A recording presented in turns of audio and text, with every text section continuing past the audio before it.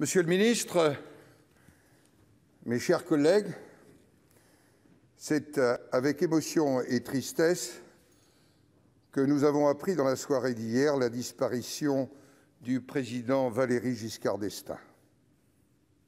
Au nom du Sénat tout entier, je souhaite rendre hommage dans notre hémicycle à un homme d'État au parcours exceptionnel qui a profondément transformé notre pays. Valéry Giscard d'Estaing a occupé successivement les plus hautes fonctions de la République, à chaque fois d'ailleurs de manière précoce. Secrétaire d'État aux Finances de 1959 à 1962, il devient ministre des Finances et des Affaires économiques en 1962, sous la présidence du général de Gaulle. Il avait 36 ans.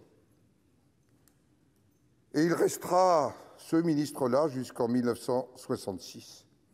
Il occupe à nouveau ce poste de 1969 à 1974, sous le mandat du président Georges Pompidou, avant d'être élu à la présidence de la République.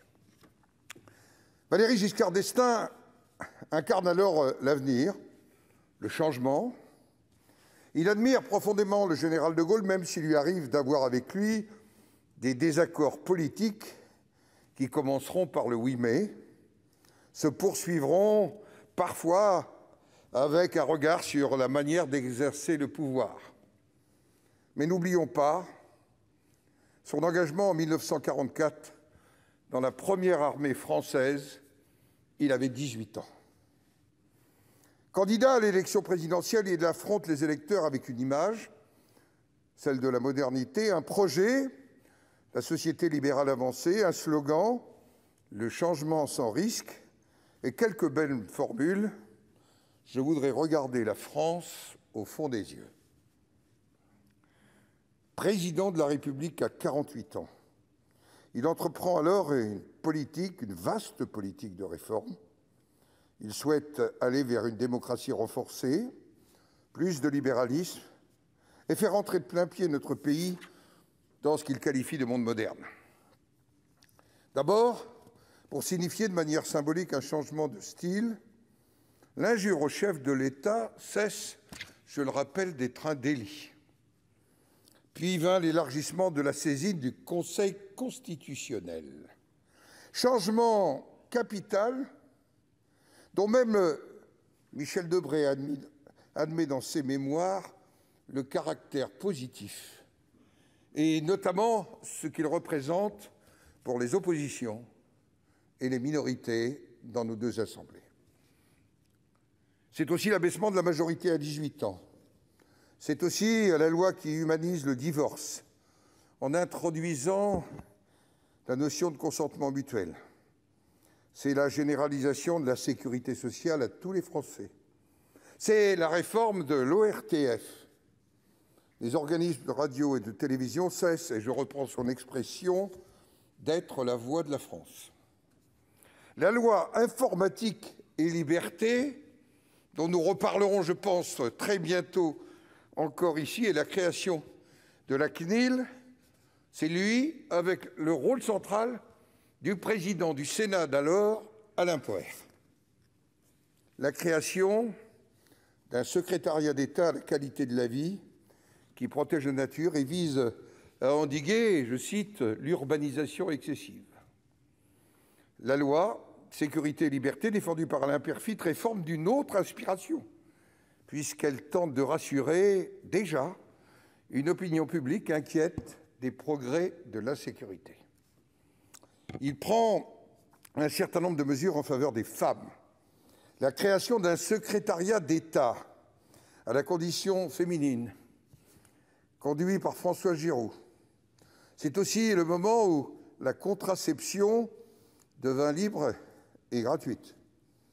Mais c'est aussi avec la loi sur l'interruption volontaire de grossesse, un moment très important, loi défendue avec tant de noblesse de courage par Madame Simone Veil. Il manifesta sa résolution, mais aussi son esprit d'indépendance.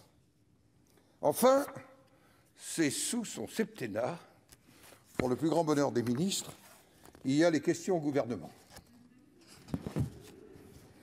C'est un Européen convaincu qui accède à la magistrature suprême. Soutenu par le chancelier Helmut Schmidt, il relance le processus européen. Il contribuera à créer le Conseil européen, qui permet aux chefs d'État et de gouvernement des 9 pays membres de la Communauté économique européenne de se réunir au moins 3 fois par an pour un examen des dossiers communautaires. Il fait adopter le principe de l'élection au suffrage universel des députés au Parlement européen. Jean Monnet reconnaîtra que l'institution de ce Conseil a été la création la plus importante après le traité de Rome. Le choix de Simone Veil comme premier président de l'Assemblée européenne à Strasbourg lui doit beaucoup et concrétisera l'influence et l'action de la France. Le rôle décisif qu'il jouera dans la construction européenne lui vaudra plus tard d'être désigné comme président de la Convention qui proposera une constitution pour l'Europe. Après son échec en mai 1981, il éprouve un sentiment d'injustice qu'il décrit dans son livre « Le pouvoir et la vie ». Il revint vers son Auvergne, où il va gravir à nouveau les échelons de la vie politique, la députation et la présidence du Conseil régional. La pensée de Valéry Giscard d'Estaing, telle qu'elle s'exprime dans Démocratie française, est une exhortation à l'apaisement politique par un appel à substituer le dialogue au conflit, la négociation à la lutte. Une inspiration qui vise à conjurer la fatalité de la seule bipolarisation. Valéry Giscard d'Estaing était attaché au bicamérisme. Il demeure le seul président de la République à être intervenu au sein même de cet hémicycle. C'était le 27 mai 1975. C'était le centenaire du Sénat de la République. Et je le cite, évoquant la Troisième République. Plus circonspect que la Chambre des députés, moins sensible qu'elle à la séduction des idéologies non encore éprouvées au contact des réalités.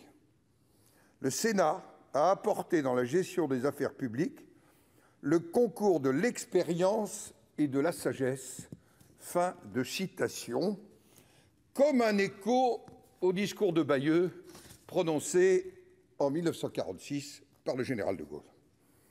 Nous garderons tous le souvenir de sa grande intelligence, d'un président moderne et réformateur, d'un militant de la construction européenne. Je lui rendais visite chaque année et son intelligence fulgurante me frappait à chaque rencontre, encore il y a quelques mois. À son épouse, à sa famille déjà éprouvée et à ses proches, ainsi qu'à tous ceux qui ont partagé ses engagements, je crois qu'avoir ce temps de pensée, ce temps aussi de partage de peine, mais aussi ce temps d'unité, pour que nous ne soyons pas simplement 2 Français sur 3, mais 3 Français sur 3 à croire en la République et en ses valeurs, dans la diversité que nous sommes. En ce jour où notre Assemblée va examiner les crédits de la mission Outre-mer, je ne peux pas m'empêcher d'évoquer l'intérêt que Valéry Giscard d'Estaing portait aux Outre-mer. Il fut le premier président de la République à se rendre dans l'île de Wallis. Il fut aussi celui du référendum sur les Comores, avec les conséquences que l'on sait. Monsieur le ministre, je vous cède la parole. Nous aurons un moment de recueillement et je remercie encore la présidente Laurence Rossignol hier d'avoir, au cours de nos débats, montré que le Sénat était attentif dans notre diversité à ce grand homme d'État.